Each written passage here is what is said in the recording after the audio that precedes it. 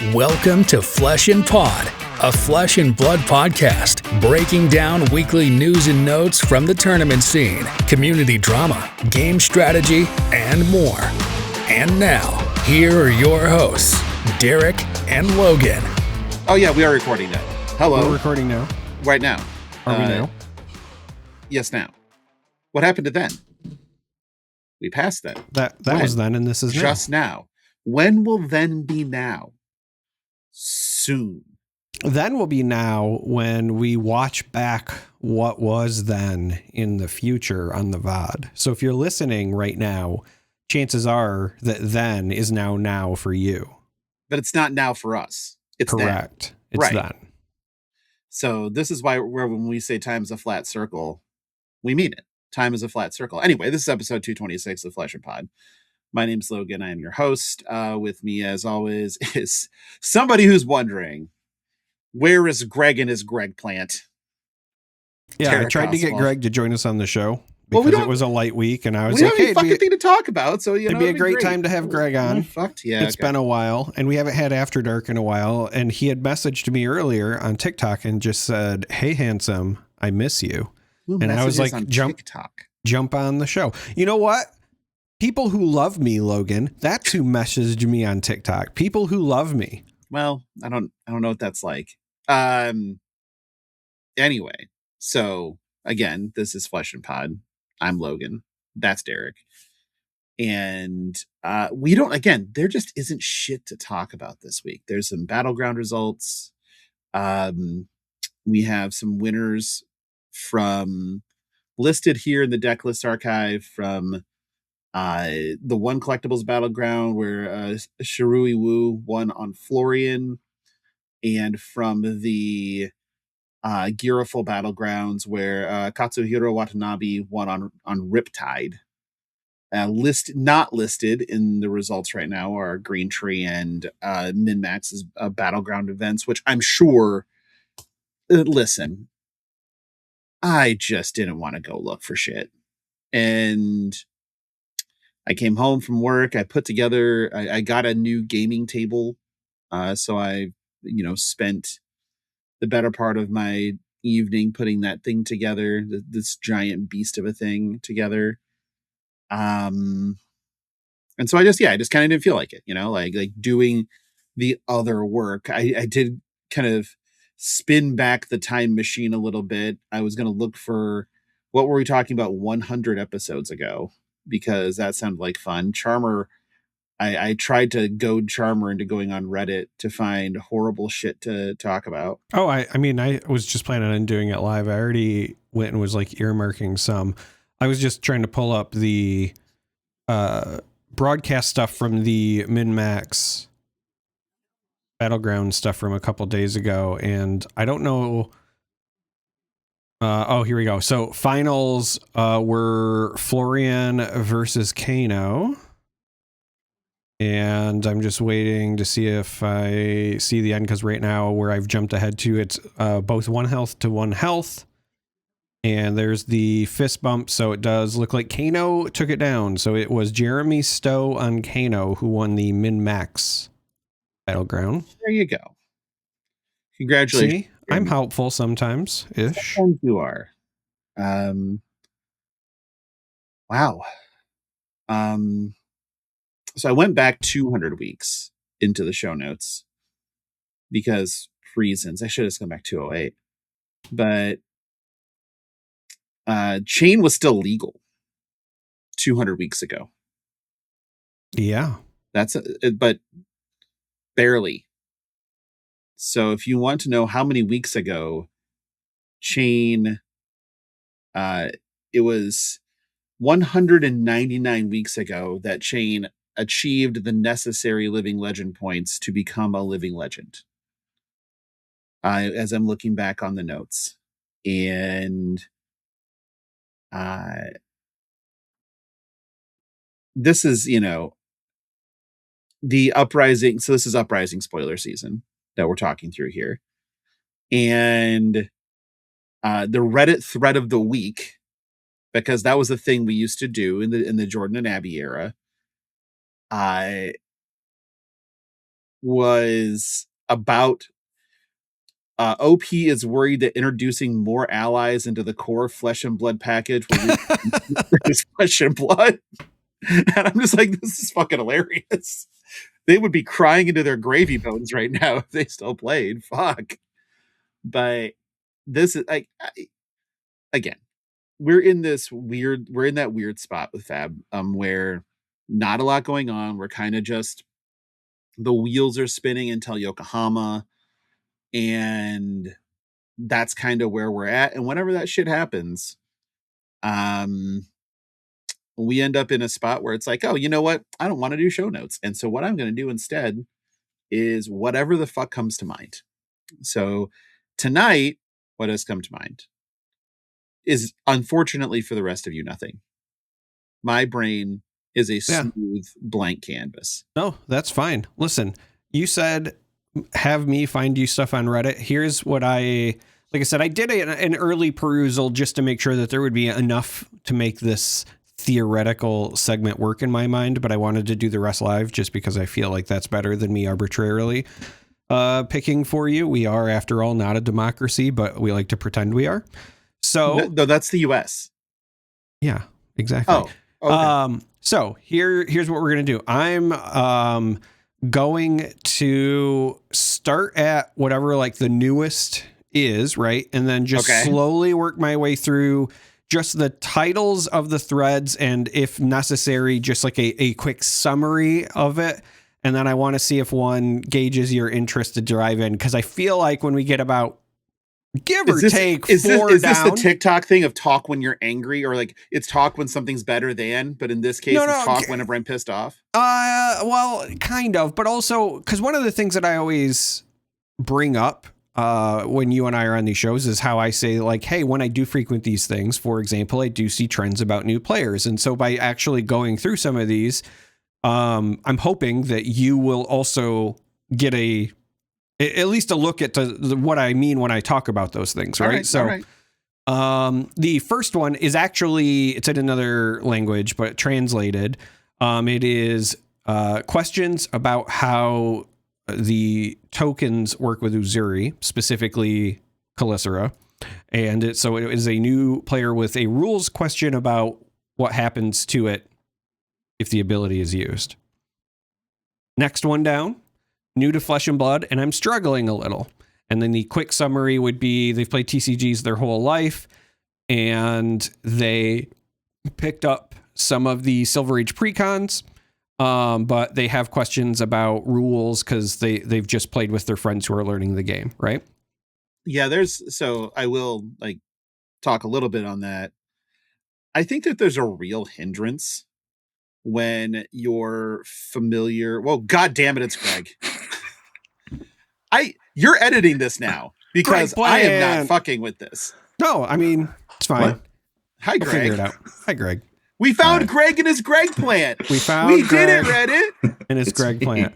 Oh my God. I bullied him. It's just proof that bullying works. Somebody recently said to me, hey, I really wish you would start streaming on Twitch again. I miss it. And I said, bullying works. So this is also, once again, proof bullying works. So you might see me fire up. I haven't decided if it'll be Talishar or maybe I'll play some other games on TCG Arena as well, but I will probably do that again soon. But Greg, to catch you up, we lamented your absence. We did. I said that you called me handsome. You said you missed me. I named, you can see my name. It literally is, where is Greg in his Greg plant? It's been brought up. Your Greg plant has been a topic of conversation. Love a good Greg plant. And then right now, we recapped the small number of Battleground results that we knew the results of. Okay.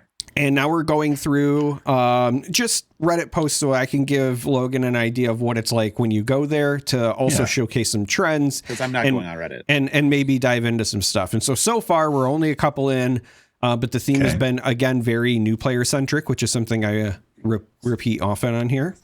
And so, continuing on that trend.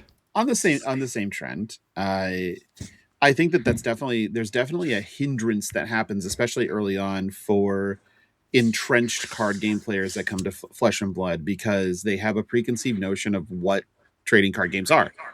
And that is that they are, progressive design. You build up, you go into this ultimate in-game state, and then there's a level of variance that's to be expected, right? Top text draws. I tell everybody that will allow me to, preach the wisdom of Flesh and Blood that the reason that Flesh and Blood still resonates with me even now is that it just does not play like any other game on the market. Like not even close. Like it is the most of the unique offerings in the best of ways. So when people come in from other games and like, I know how to play TCGs, they come in with that heat and then they sit down and play Flesh and Blood. The what the fuck is happening button comes quickly for you. Yeah. Like it is very fast. And that's where people get caught up, especially now. Kind of early, it wasn't as bad, mainly because it was pulling people from other TCGs, so the battlefield was kind of level. Plus, there weren't as many good players. There just weren't. And as more and more people have picked up the game, it's become more and more about how do you put this? It's become more and more about how well you can adapt to the progression of the game. Yeah, I think that's fair. Understanding. So it's kind of interesting because it reminds me a lot of, the incredibly famous, who is the beatdown thing in Magic, where you're understanding your role in a particular game state. I think Flesh and Blood has a very similar experience, even though if it's not necessarily the same, because it's not like who is the beatdown in any particular player position. Instead, it's more almost every single turn you have to evaluate, is this the offensive turn or the mitigation turn? And by mitigation, poker, I don't even mean like just blocking damage. I mean mitigating how bad this clunky hand is, for example. It's more blackjack. You're mitigating. So blackjack, you think about it, you're dealt 2 cards. And your choice is, okay, what do I think the dealer has? How do I know the contents of the deck?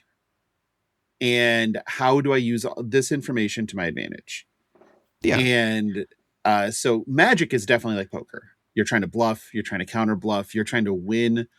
You're trying to win off of assumptions and not off of the context of your own cards a lot of the time. Whereas bluffing in Flesh and Blood isn't really a thing. You are instead playing to a level strategy, hoping to get to an end game because there's not as much variance involved. And it just, you play into your strategy more often and more consistently. And if your strategy is shit, you lose. That's just the here and there of it. Plus in Flesh and Blood, I actually talked about this at length on another Greiner Productions podcast, literally last night,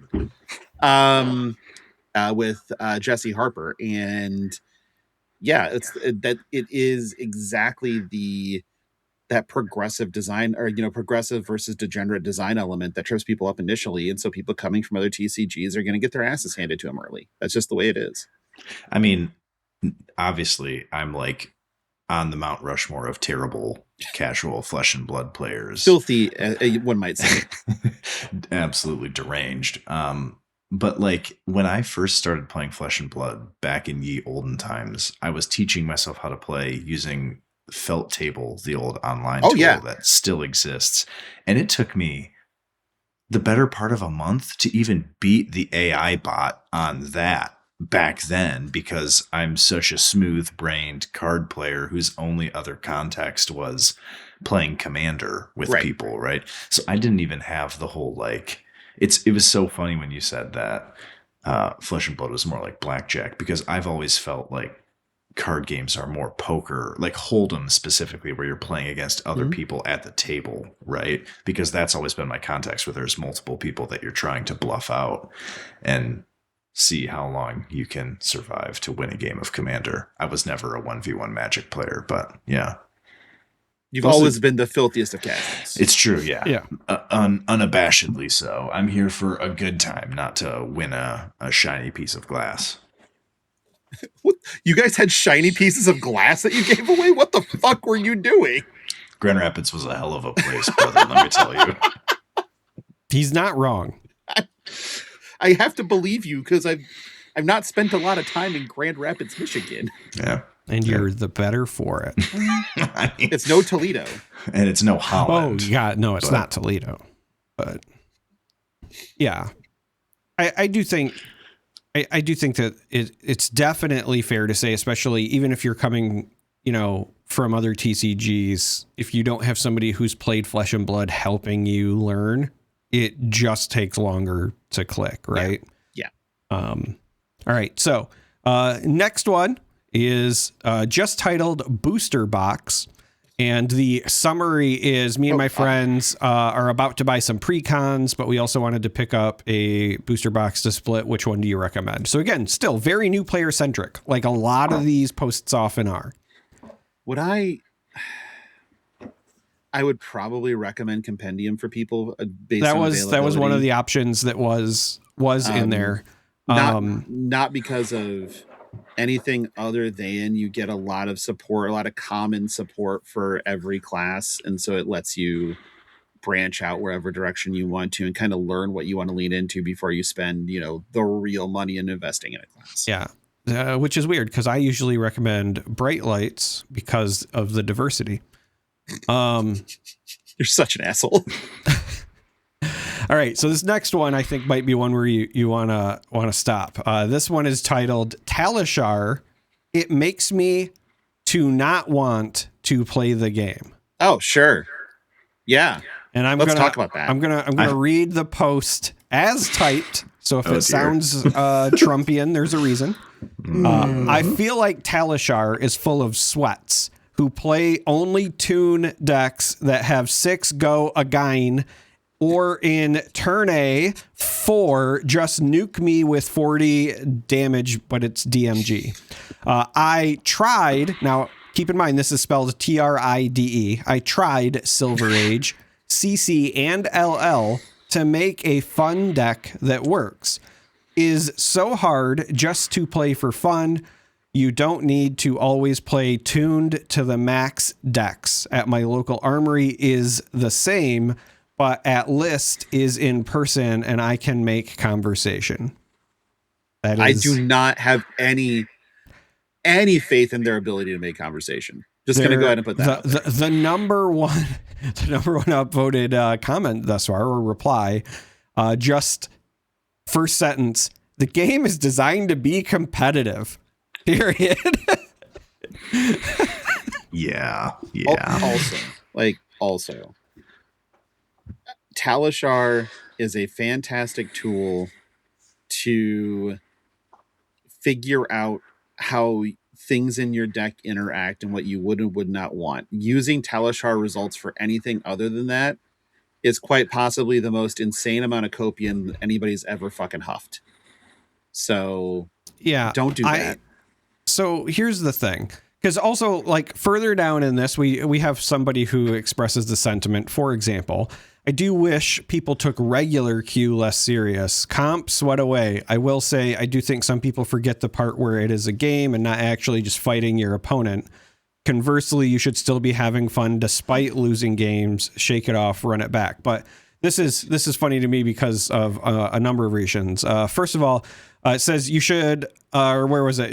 Not actually just fighting your opponent. No, that's literally it. Like, it is a fighting game in card game form. Full stop. There is nothing else. Like, it is you just fighting your opponent. That is the game. Also, quite literally, it's an interesting thing because I feel like people who want to hop on Talishar and just have like a casual experience are not using Talishar for what I think the majority of people are using Talishar for. I personally feel like that'd be like going on like Omegle or like chat roulette, sure, like, trying to find a serious partner. Yeah. Well, so there is that part of it, Greg. But for me, this is my takeaway. I feel like the kinds of people that are on Talishar are going to fall into different buckets. But the problem is those buckets are not all the same size. So it's not going to be like Omegle in that like you have an equal chance of hitting randoms. It's going to be more like Omegle in that 70% of it is penis, right? So just like that, 70% is going to be competitive players because they are either people trying to just get games in for reps. Right, or, because they're cut or uncut. They're full of blood. They're salty. Kind of veiny. And they're here for one thing and one thing Yeah. only, to get off and get the fuck out. But I also feel like this idea of like playing tuned decks versus not and whatever.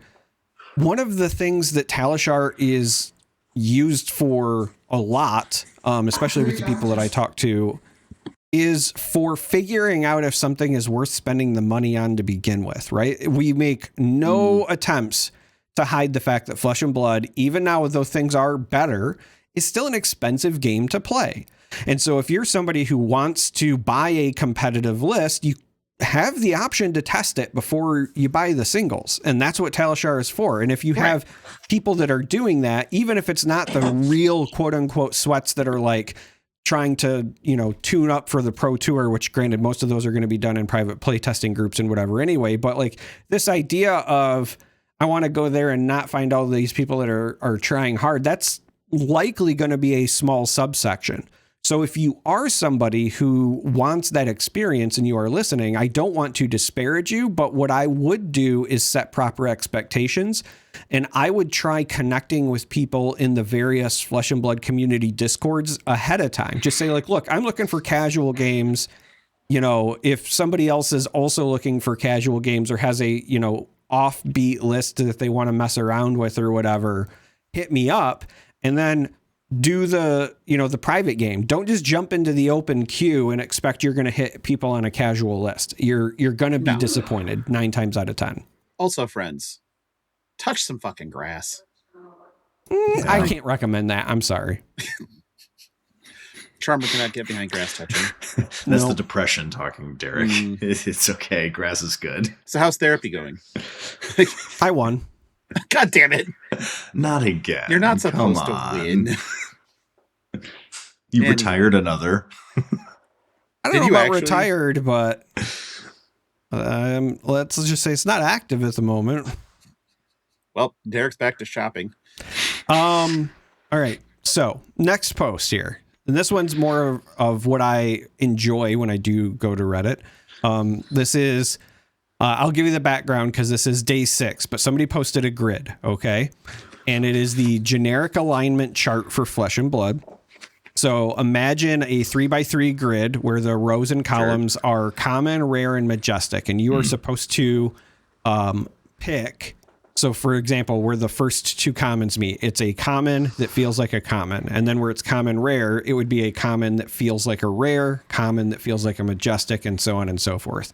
So it's on day 6 of the choices, but I just want to get your guys's thoughts on the current winners, because this is all done by voting. So the common that people voted feels like a common, and again, this is all for generics, was Nimblism.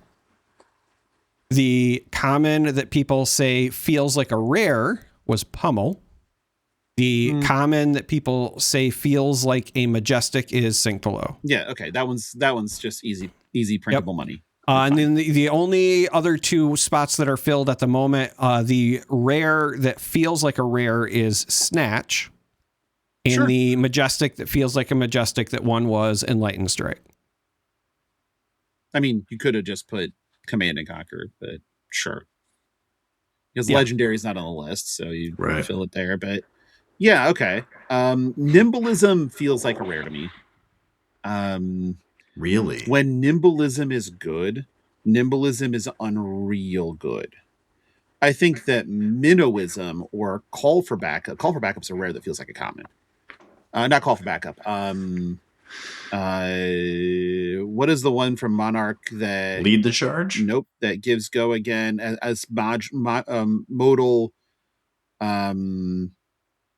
Captain's Call. Captain's Call. Yeah. Feels like, I think that is rare, right? Or is Captain's Call common? I have the fucking internet. I could probably just use it. I don't remember that looking, but I would, you know, you seemed a little puzzled by Logan's Captain's Calls are stance. rare. Yeah, I think okay. that I was feels gonna like say, you seemed a little puzzled by Logan's stance, so I will also remind you that like all of the laces, for example, so lace with inertia, lace with blood rot, lace with frailty, those are all rares. Right. And while yes, they have the relevant on hits, they are also limited to a single class, right? So when you do that level of comparison, I can see where Logan says nimblism feels like a rare.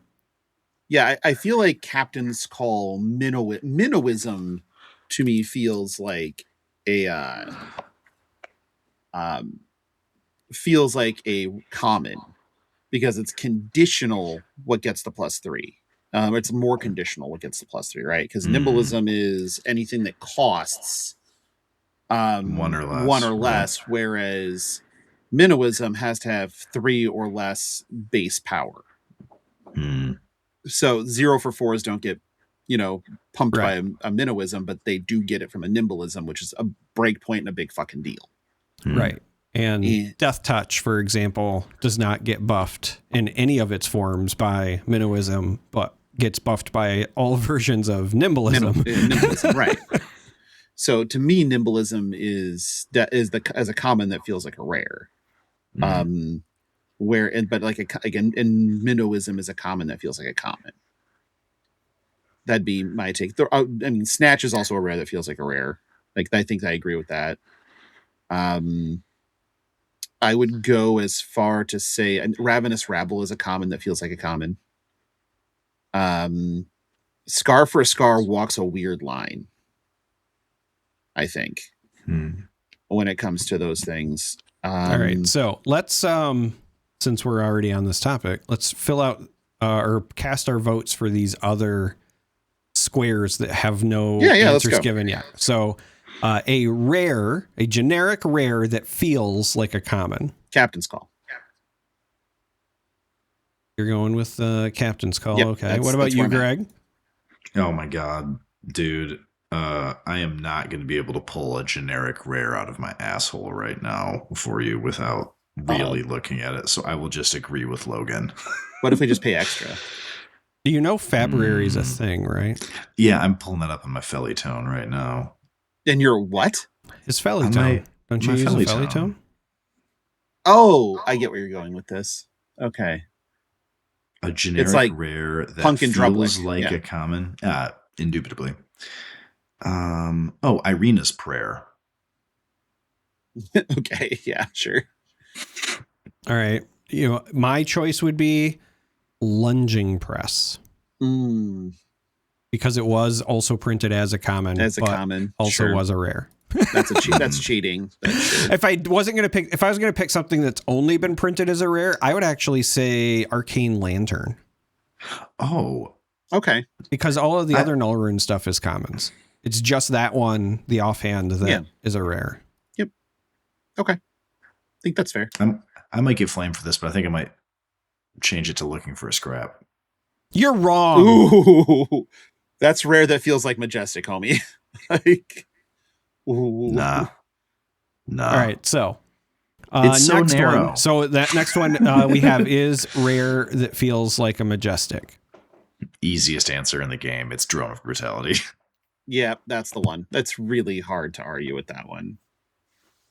That card should not have been printed. It's so powerful they had to delete it from the game. Yeah, I mean that's probably the safest go-to. If I was going to be forced to pick anything that was not that, I think I would go with Plunder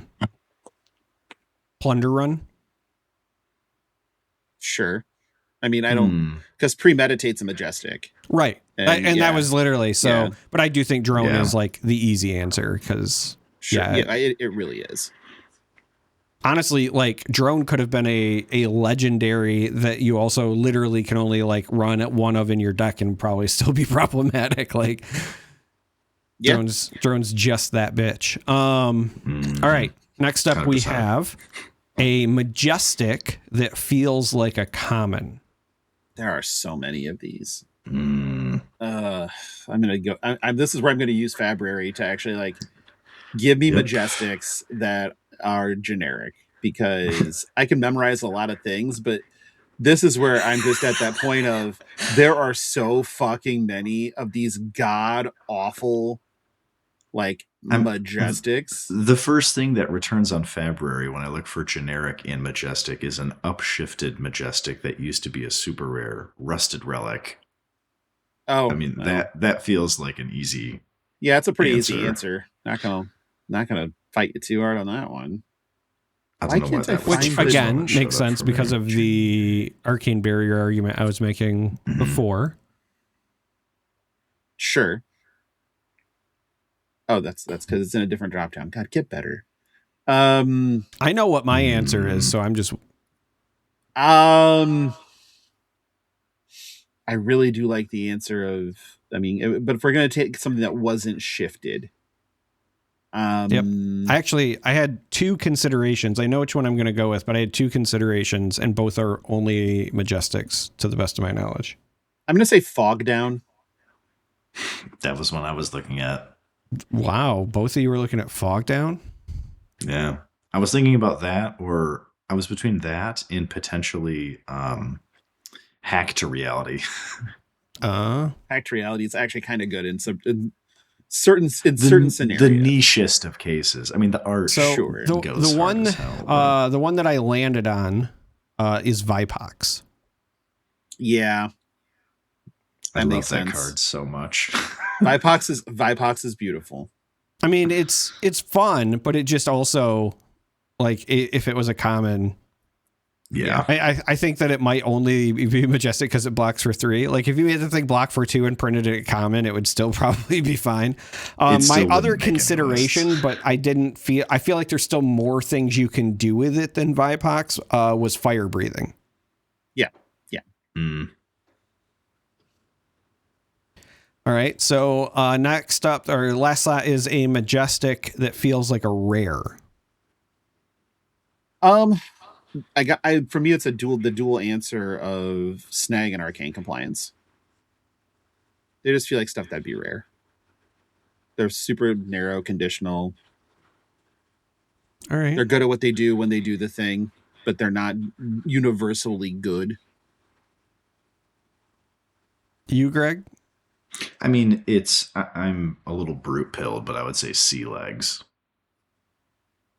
Sea Legs feels pretty Majestic to me. Yeah, Sea Legs feels pretty good. So this might be a hot take. My choice would actually be Erase Face.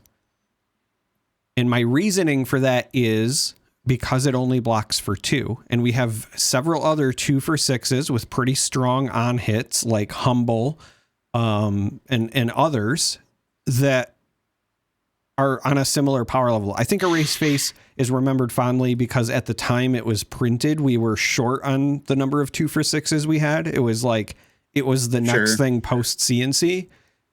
And John Cena had not won his 17th title yet. Right. This was a different era.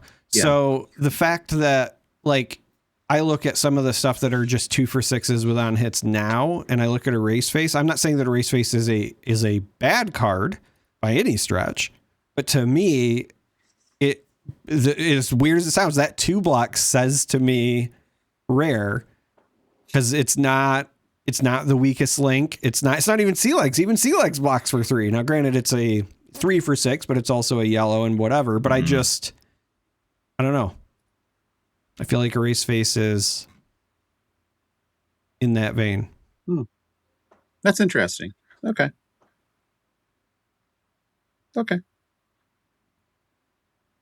If I could change my answer, curious now. Hold on. Let me change this filter because I didn't have it on Majestic. I'm curious now. Down and dirty, huh? Because that homie only blocks 2.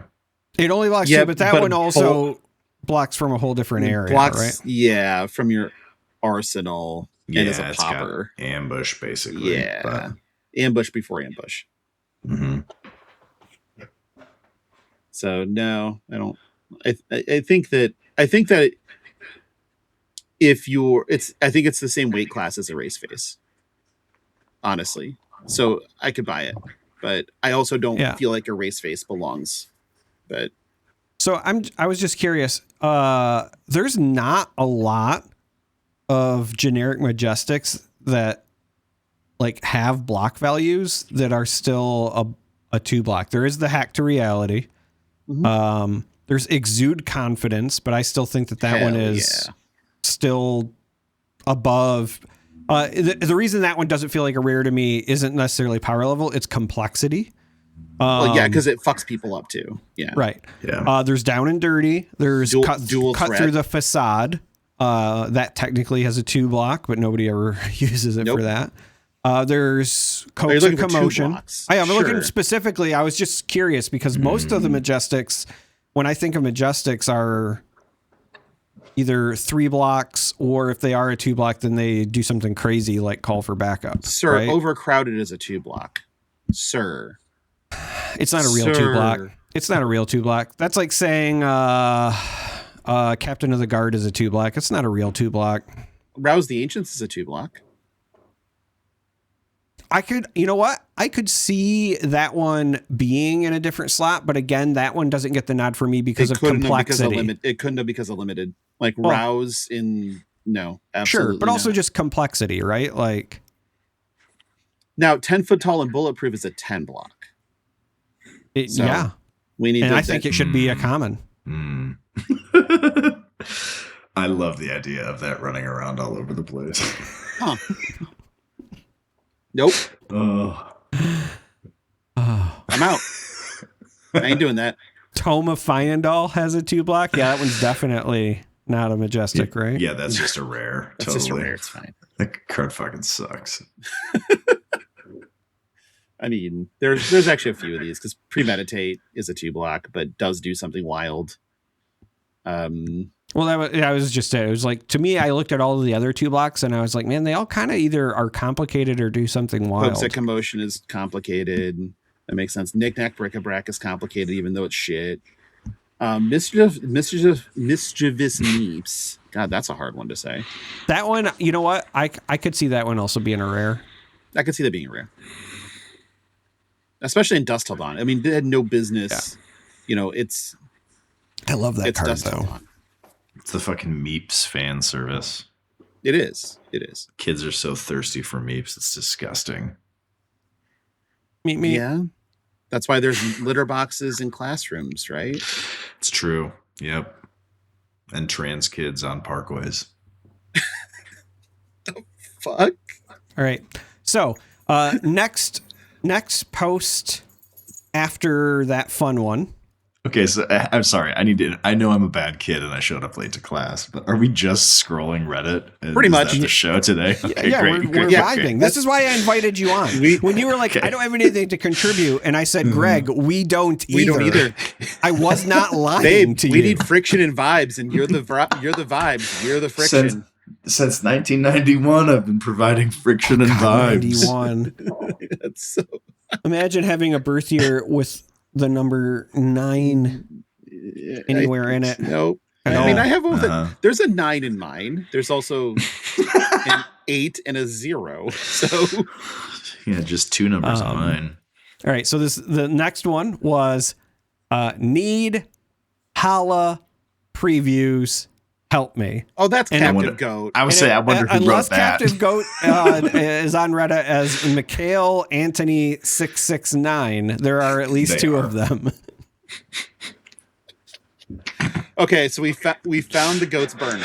That's what we just did. God. We found the goat's burner. Yeah, we found the goats as a gay black man. Sure.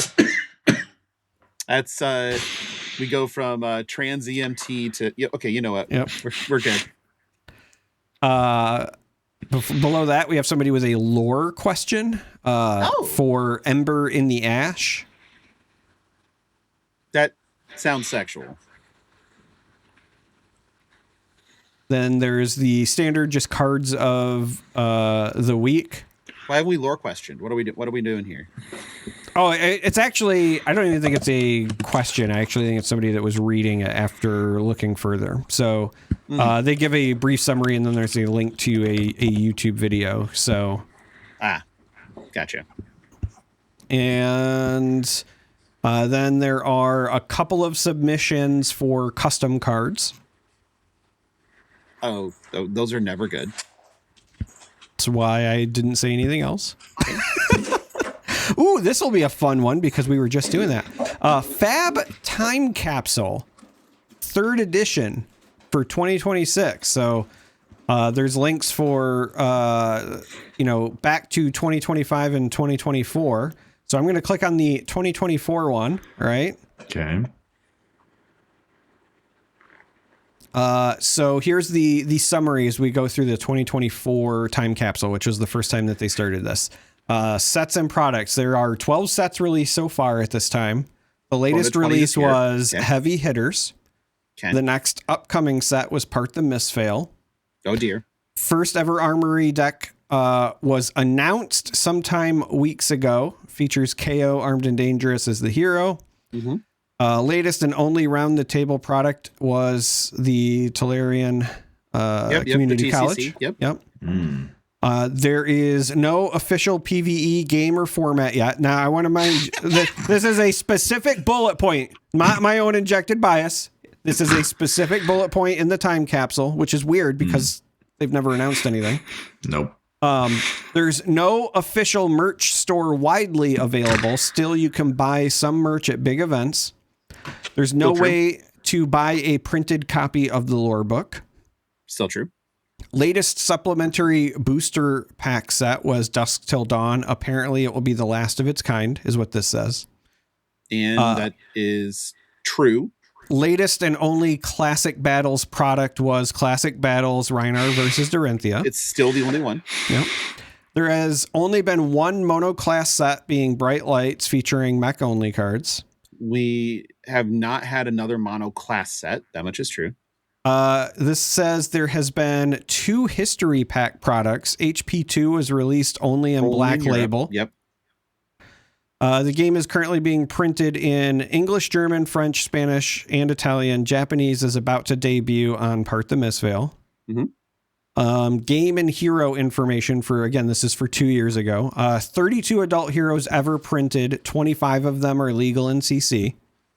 Yep. 47 young heroes ever printed. 40 of them are legal in Blitz, which is funny because there's Blitz isn't a deluge right after that. Sure, but also funny because Blitz isn't even a thing now. Yeah, it doesn't exist. There are 13 young only heroes printed, making a difference between heroes where the ability doesn't translate between adult and young, and then these are the examples: Kasai, Centauri, Sellsword, and Kasai. Mm-hmm. There are 7 Living Legend adult heroes in CC. That number has increased exponentially. Yeah, there are 7 LL young heroes in Blitz. That number also increased exponentially until it didn't. So latest banned and restricted announcement was on the 25th of March. Berserk and Crown of Seeds were banned from CC, and Berserk was banned from Blitz. Mm-hmm. At that time, there were 10 banned cards in CC, so this is pre-book banning. Cute numbers. Yeah, 10 banned cards in Blitz. Babies numbers for babies. And there were 7 restricted cards in Living Legend. Oh, restricted. Now there's just not barely a Living Legend. So the officially supported constructed formats were constructed in Blitz, or Classic Constructed in Blitz. The officially supported limited formats were Sealed Deck and Booster Draft. And then they put in quotes, special formats are Welcome Deck, Ultimate Pit Fight, Commoner, Shapeshifter, Team Constructed, Team Limited, Blitz, Precon, and Living Legend. Community formats are Cube and Clash. Oh, remember when they tried to make Clash a thing? Mm-hmm. And now it kind of is a thing. There's no official Blitz Living Legend format yet. And then, I don't know why, but in brackets it says thankfully. Yeah. Competitive. Latest Tier 4 tournament was Pro Tour Los Angeles. Winner was Arthur Trehette playing Jerome Ash Artist. I was there. Yeah. And that was 1 versus Max Klein on Dorinthia. Mm-hmm. Latest. Oh, yeah. That was the one that I was supposed to go that's to. The one. But because of flight delays and I spent like 30 hours in O'Hare Airport, I didn't like land till Sunday. I remember. Ugh. Fun That times. was late Saturday you landed, but you did all day Oof. Sunday at Disney and didn't. No, Yep. we landed. It was, you say late Saturday, but it was in the AM. It was Sunday. Okay, fine. Anyway, You have pedantic ass. It's fine. that's what I do. Latest Tier 3 event was Calling Los Angeles, featuring Classic Constructed. Winner was Matthew Dilks playing Kasai of the Golden Sand versus Majin Bay playing Kano. Yep. Latest Tier 2 event was Battle Hardened Los Angeles featuring Living Legend. Winner was Michael Fang on Chain. Bound by Shadow versus Brody Spurlock on Alexi Livewire. Mm-hmm. Highest rated player is Arthur Trehette, who just won the Pro Tour. He made it to 2,095 ELO. Collector market snapshots for this fun. Here we go. Cheapest Findle Spring Tunic is the reprint from Bright Lights, costing $81.99. Baby game for babies. Let's go. History Pack 1 white border costs pretty much the same. All prices are according to TCG Player 80, Market. $81.99. That is the cheapest currently is $102.45, $92.97.27 if you're going to go by market, although there's nothing that cheap. And that is still the Bright Lights tunic. Yep. The most expensive at market is Krunic. All right. So continuing on these fun snapshots, now that we're in the price side, the most expensive legendary on its cheapest printing was Valiant Dynamo, costing $140 for an unlimited rainbow foil. Oh my god. That was right after Kasai was released. And that was the thing. It's still $99.90 for its cheapest version, and market is still $108.77. All right. So the cheapest legendary, right? So just period, at this time was Quiver of Abyssal Depths, costing $6. Hyper X3 is close at $9. Oh yeah, there you go. Quiver of Abyssal Depths is now $6.49. Ooh, 49 cents inflation. Hyper, what is it? Hyper X3. Hyper Dash X3, right? Yeah, Hyper Dash X3, yes. A Hyper Dash X3 is $420. Okay, so that is halved.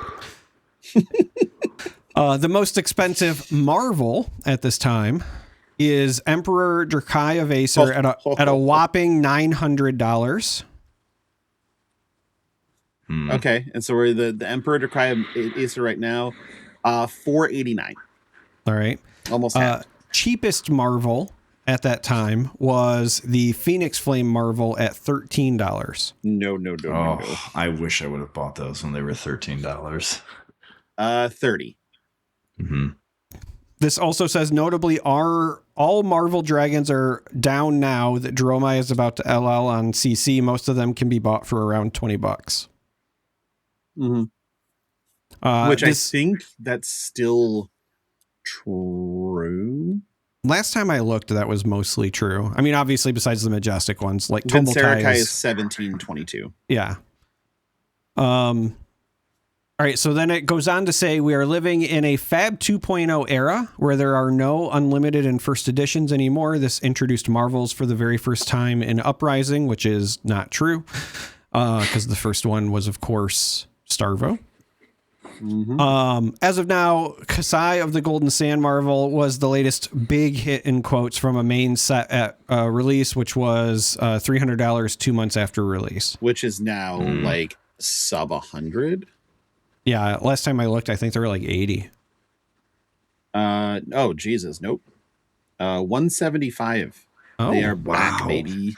People be thirsty for Kasai. That's just all right. The way it is. And then it has community and miscellaneous, just like numbers for, and I'm using, I'm guessing that they're doing this for gauging, like interactivity from the player base, right? So it says official Flesh and Blood social networks are as follows. At that time, Twitter had 20.3K followers. I'll just do it this way, 20.3K. Instagram had 13.1K, and Facebook had 16K for the official channels. Biggest Flesh and Blood, including YouTube channel, is Tolarian Community College. Biggest non-Magic centered YouTube channel is DM Armada, who at that time had 19.4K subs. Biggest Flesh and Blood only channel was 3 Floating at 7.13K subs at the time. Oh, and this is a fun one that they included. Latest drama on Twitter was the fact that the KO Armory deck includes some new cards that make the deck playable. They were also complaining about Limited as an official format for the Pro Tour and Worlds. Some other notably recent dramas were what the best team in the world and Kano being toxic for the game. I love these anecdotes. It says Flesh and Blood is not an Olympic sport yet. Illusionist players love to bling their decks. People hate playing versus Illusionist. And I need you to know, I did not write this. You could have fooled me. I know. People hate playing versus Wizards unless they are playing Wizards themselves. James White is still leading game design and being the CEO of LSS. Brian Gottlieb is the senior game designer and lead dev for the game. LSS is not a Fortune 500 company yet. Game is coming from one of its best CC metas ever, where there are many playable heroes. KO is the current best deck, but there are multiple answers to him. And then it just says, okay, see you in a year. So that was for 2 years ago. Do we want to go to a year ago? No, I think we remember a year ago well enough. We don't really need to. It's just all right. 2 years. That's pretty funny. Yeah. So the only one that I am going to force us to hit anyway is just the market one, because it's a conversation we have frequently, and I think that one gives us a more direct comparison stuff. So bring it back up. All right. So a year ago, right? So for the 2025 time capsule, cheapest Fyendal Spring Tunic is the white border version, costing $150. Okay, we're below that now. Yep. Reprint from Evo costs pretty much the same, all prices according to, again, TCG player market price. Most expensive legendary on its cheapest printing is still Valiant Dynamo. At that time, it was $135. Which is probably still close to true. Grasp I mean, it's $120, but Grasp of the Arknight Rainbow Foil was $145, but you could get a white border at $120 at the time. And right now, Grasp of the Arknight is $56. White borders are $37. Cheapest legendary just overall at that time was Emperor, and that cost $5. I think we're under that now. Emperor Decry of Acer. Oh, I need some guesses. Greg? I will say $1.73. Darick?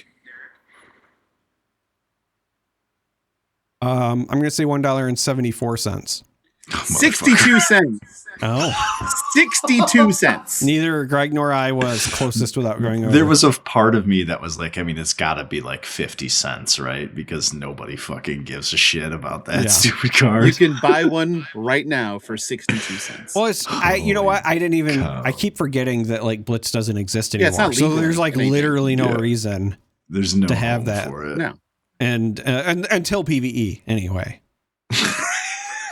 All right, so continuing our time capsule, the most expensive Marvel from a year ago was Enigma New Moon, and it was listed at a whopping 3,500 according to TCG Player. However, the only confirmed sale on the site was at 1,600. And that's the one that I believe there's only like 100 of or something like that, right? Yeah, cheapest is still 3K. Most expensive tracked sale is still 1,600, so it hasn't changed. All right. And then it says there are like, for cheapest, it says there are like 10 Marvels at around $15, which, again... There's a lot cheaper than that now, though. Yeah. Just in general. Then it says, again, we're living in a Fab 2.0 era, so no unlimited and first editions anymore. But then it says, however, during 2024, we had the introduction of multiple changes in card treatments and distributions within packs. More notably, we've received, and so it mentions golden packs, art cards, the small text box treatments. Microtext, Yep. Lots of Marvels per set. And then they put Mistveil as the example. All heroes as Marvel. So from heavy to current when that started happening. And then full art stuff. Then it also says there was also the first ever, and then it puts it in quotes, big reprint of Command and Conquer, but it got upgraded to Legendary and received a nicer treatment with extended art rainbow foil.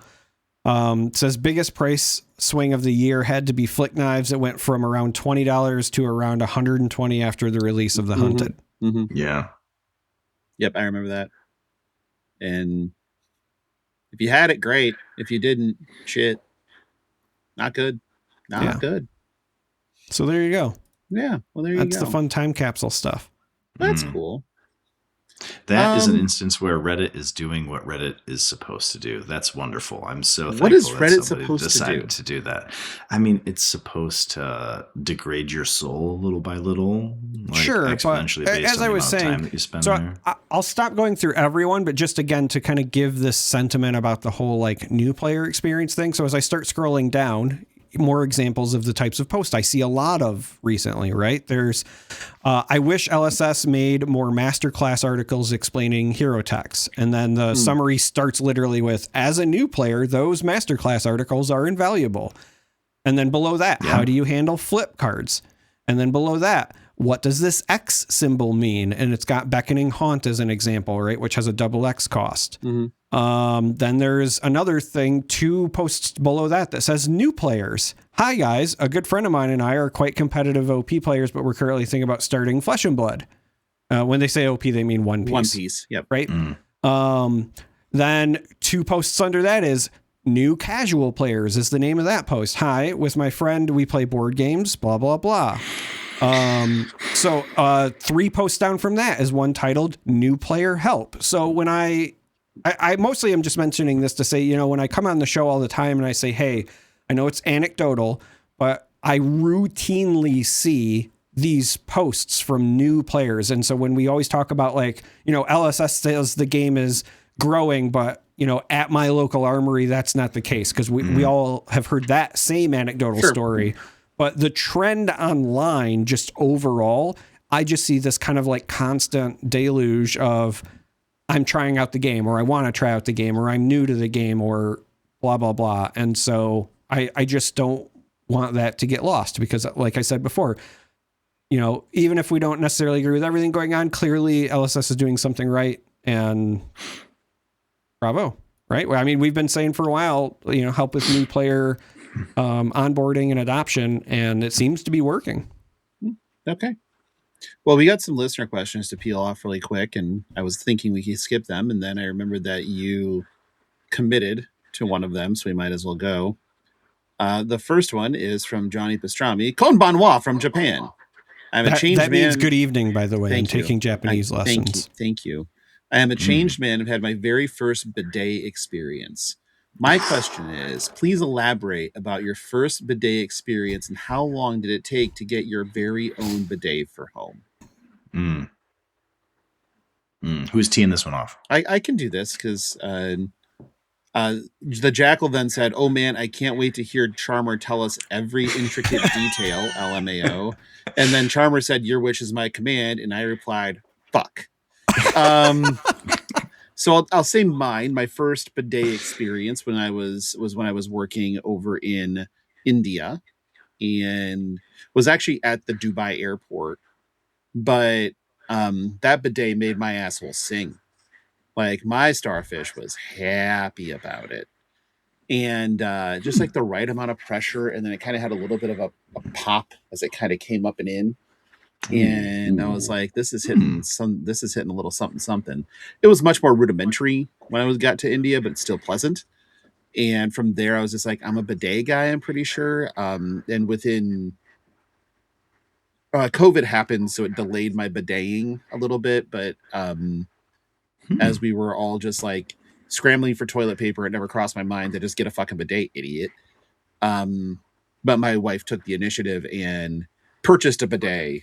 And on my 40th birthday, my buddy Joe installed it. It was hilarious because Joe is a plumber by trade.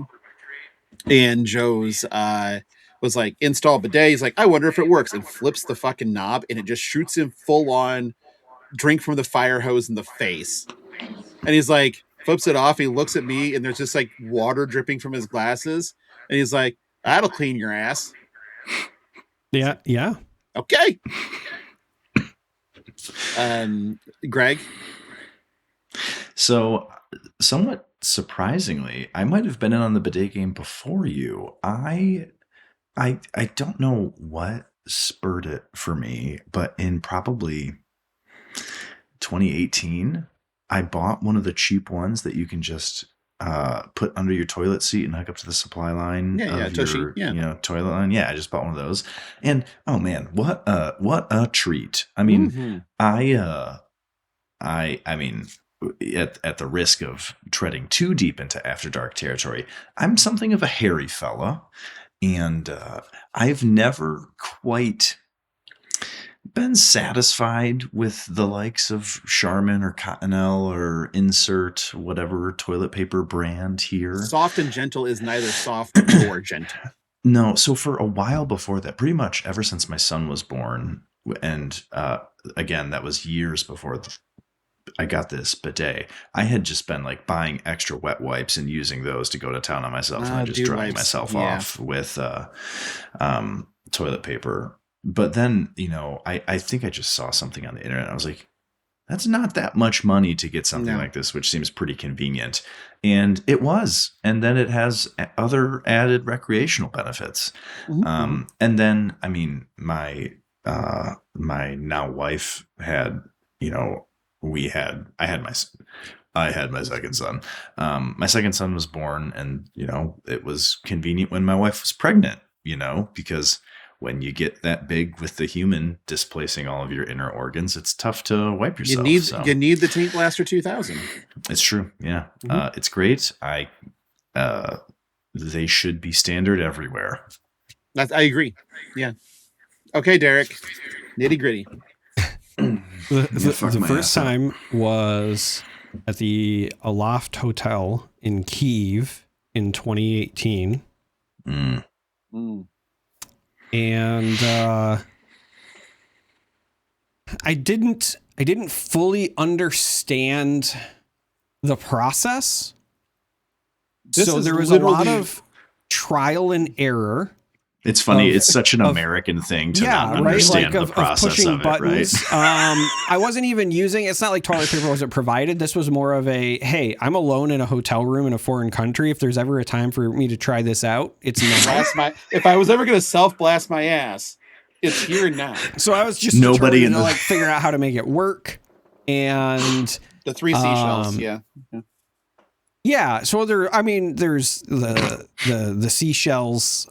This one, I don't even know if it had seashells because I wasn't like looking at the buttons. It was more of a like, we're just going to push buttons and see what happens sort of thing. Had you just made the difficult round prior to this, or were you just in the bathroom experimenting? Oh no. I had squeezed out a grumper. I had just defecated, sir. Don't be vulgar. And But I was alone in the hotel, so my thought process was, look, if this goes sideways, I can just take a shower. It's right there, right? If all is just chaos and I'm too dumb and too American to figure this out, I can just take a shower. And I will admit I had some concern for other reasons. I was concerned because I was like, what if the water is ice cold? What if... awesome. What if one of my many hemorrhoids bursts and then I can't stop the bleeding? Because, that's a thing that happens to me frequently. When you grow up poor, So it's funny you mentioned like Cottonelle, Charmin, whatever. I have this weird thing where because I grew up really poor and we could only afford the cheapest toilet paper, Or sandpaper. I don't feel clean unless I'm bleeding by the end. I need sandpaper. You need We sandpaper. actually have different toilet paper in my household just for me because of it. But the downside is that friction does cause hemorrhoids, and then that causes some other problems. And anal fissures. Yeah. Yes, exactly. So my concern was like, okay, am I going to send this fire hose of water into a blood vessel that's then... Yes. And so the answer was yes, but it was gentler than I expected. But then the problem arose where I've now reached a situation post cleaning where, it's your first time and you don't have trust built with this kind of process. So I was like, well, I don't know that I feel clean enough. So I took the shower anyway. I went through all of that and then I showered anyway. TTP, buddy. Trust the process. Yeah, I don't though. I don't trust the process at all. No. I'm scientific in nature. I have to be able to replicate my results before I believe in it, right? I have to control the variables, run it through multiple times. So I did end up just like showering anyway, but I will say I do not have one in my home yet. My wife has wanted to pick up one of the cheap ones, but I keep saying like, well, if we're going to do it, I'd rather just like get a good one because to me, there are certain things I think are worth the money. And to me, that's one of them.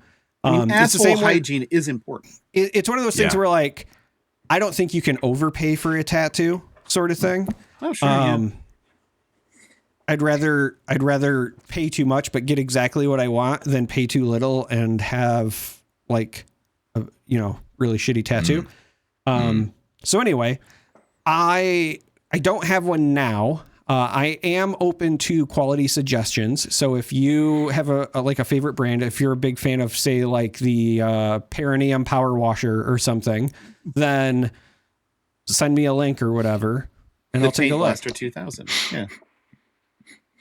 Okay, well, we got through that question. If you've got a Gooch Gusher. A Gooch Gusher is a good one. Yeah, I love the Gooch Gusher. I do have one of those for you, Darick. So my problem is now that I've hit... Flesh Bridge fire hose. Yeah, the Flesh Bridge fire...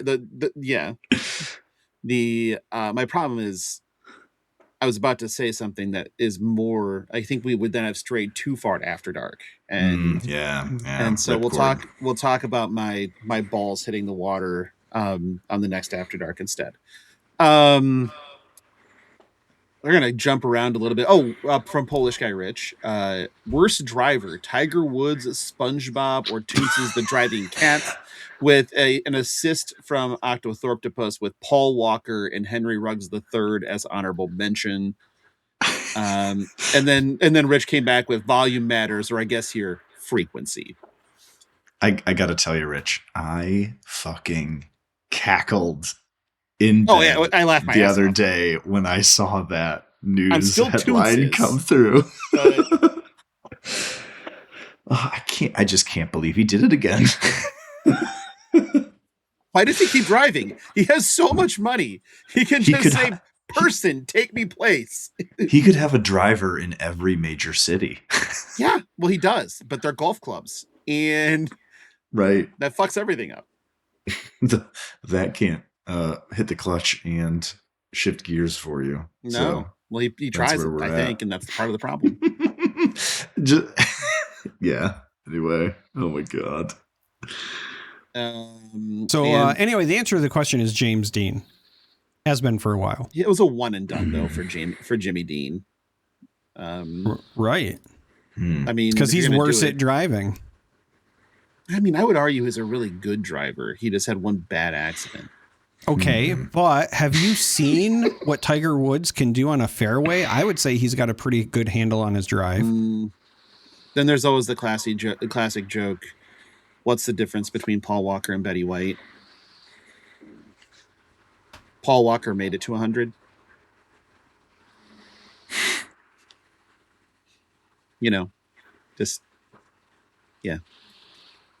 Wish Betty White was still alive. He'd probably still be alive if he drove at the same speed as the age of people he dated. I mean, Leonardo DiCaprio running the series. Did they have the same taste? Like, go Same younger, matchmaker. Greg. oof. Oh no! Alrighty then. Gross. So he's chilling with. If I just Our put president? in the words Paul Walker dating, we get this fun fact of she was 16 and he was 33. So he's up there with like Jerry Seinfeld levels of gross. Oh, that is a Avril Lavigne song. It was just that, that's literally what popped into my head when he said it the way he said it. That melody was what happened in my brain. I was so 30, funny. She was 16. How could it be any more obvious? I had this conversation with Stark. He's turning 13 here in May, and he's starting to have that interest shown, and I had to give him the talk. I was like, look, things were easier when I was your age. It's more difficult now.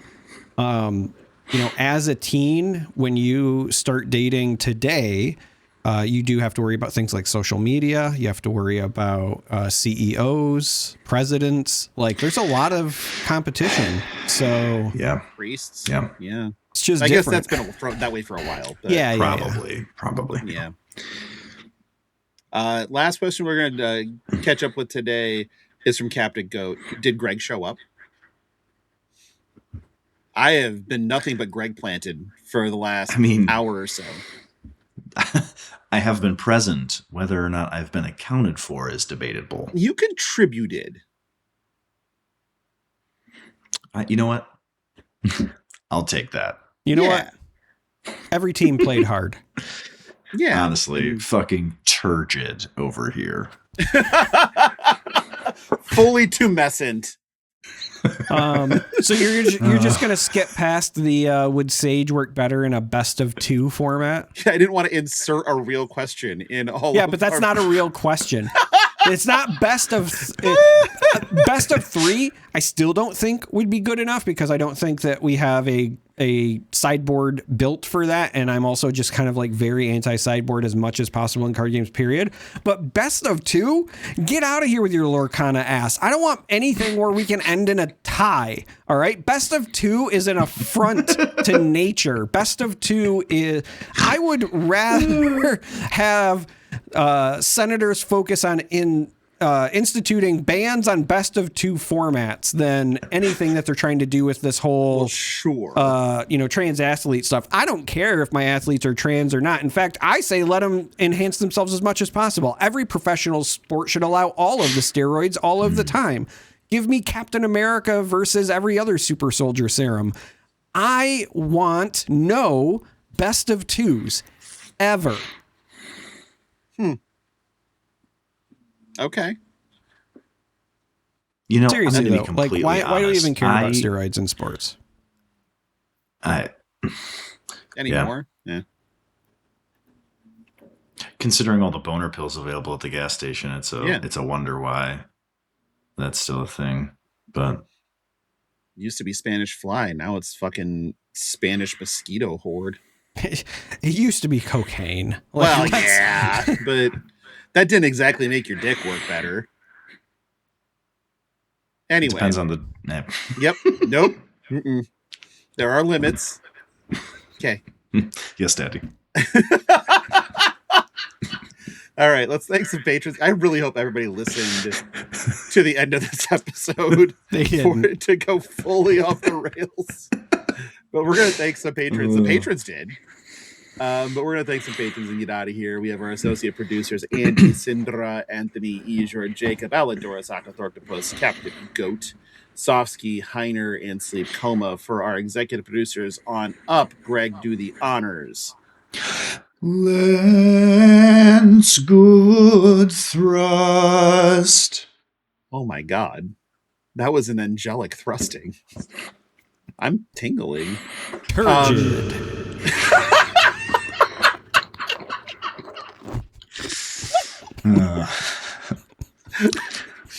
You slid that right in there. This is smoke him if you got him. Blaze Storm, value member of the Patreon, Diana the Green cosplayer, John, Charlie, our Possum supporter, the Delusian data analyst, and then the Chargers Chamber of Charcoal Contraband. Trevor Baker, no, not that one. Polish guy Rich, who has vacated the ceiling fan for now. He's now just an irregular vat of charcoal. Don't you get any fucking ideas, Darick? No. Matt, Michael, Brandon, and Dahama, you all are aware that you can come back whenever you want to. Just got to hit me up. If you want to become a member of our Patreon or become a patron of Flesh and Pod, however you want to think about it, you can go to patreon.com/fleshandpod. Link is in the show notes. Choose a fucking tier. I really don't care. At some point in time, we'll be doing some After Darks. I'm thinking next week, actually. Just to get it going, because now I've discussed things that we should be After Darking, and After Darking, that can't be right. That does not sound okay. It's anyway, better than After Arcing. Oh yeah, that's true, but not better than Daft Punking. Yeah. If you need to get a hold of the show, you can just send us an email at fleshandpod@gmail.com. You can find us on Yes, it actually exists. It does. Yes, it's real. You can also, that's where all my invoices from Greiner Productions go to. You can send us a message or add us on BlueSky. Just search Flesh and Pod. Best thing to do, just join our Discord. It is free. Links in the show notes. You could see all the fucking inane nonsense that goes on in that place. It's a sight to behold. Gregory, where can they find you? Find me in the Discord. I'm at Darth Prentiss in there. And everywhere else, really. It's true. That's me on the internet. Yeah. More or less. Darick, where can they locate you hanging from a ceiling fan? You can find me on TikTok sending Greg messages. That's you see this right here? A lot of them. You know, this is my fault too, because I'm not on TikTok, so he uses you as a proxy for sending them to me. The number of times that I have sent Greg something and said, "Man, I wish Logan was on TikTok," is too damn high. It's probably 5% of the things that Darick sends me, and it is an impressive. I will say it's not as much. Me. I send Greg a lot of other things. It's probably 5% stuff for Logan, 30% stuff I just generally find funny, 15% me hitting on him, and 50% suicide jokes. Oh yeah, okay, yeah. It tracks. Or cries for help, if you want to call it that. Yeah. Depends on how you, from a certain point of view. Yeah. Okay. Well, we're going to get out of here. This is by far my favorite episode we've done in a while. So thank you both for joining. And I guess, we'll talk to y'all later. Bye.